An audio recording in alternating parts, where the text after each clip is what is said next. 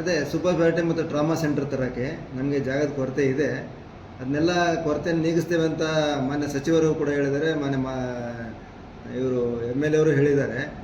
So ಆ ಕೊರತೆ ನೀಗಿಸಿದರೆ ನಮಗೆ ಎಲ್ಲ DPR ರೆಡಿ ಮಾಡಿಟ್ಟಿದ್ದೀವಿ. ಸೆಂಟ್ರಲ್ ಗೌರ್ಮೆಂಟಿಂದ ಒಂದು ಒಳ್ಳೆಯ ಆಸ್ಪತ್ರೆ ಮಂಡ್ಯಕ್ಕೆ ಬರಬೇಕು ಅಂತ ನನ್ನ ಆಸೆ. ಒಂದು ತರಕ್ಕೆ ನಾನು ಪ್ರಯತ್ನ ಪಡ್ತೀನಿ. ಒಂದು 300 ಕೋಟಿಯಲ್ಲಿ ಇದಿದೆ, ಅದಿದ್ದರೆ ಮಾಡಿಸ್ತೀವಿ. ಜಾಗ ಆದಷ್ಟು ಬೇಗ ಬಿಡಿಸ್ಕೊಳ್ಳೋಕ್ಕೆ ರೆಡಿ ಮಾಡ್ತಾ ಇದ್ದೀವಿ. ಅಲ್ಲಿ ಸೆಂಟ್ರಲ್ ಗೌರ್ಮೆಂಟ್ ರೆಡಿ ಇದ್ದಾರೆ.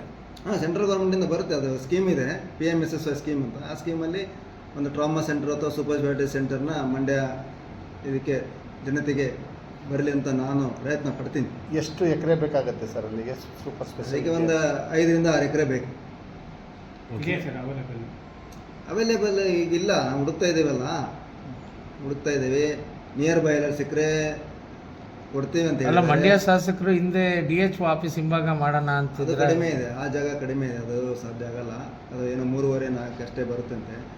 ಬಟ್ ಬೇಕಾಗಿರೋದು 5 ರಿಂದ 6 ಎಕರೆ ಬೇಕು. Thank you.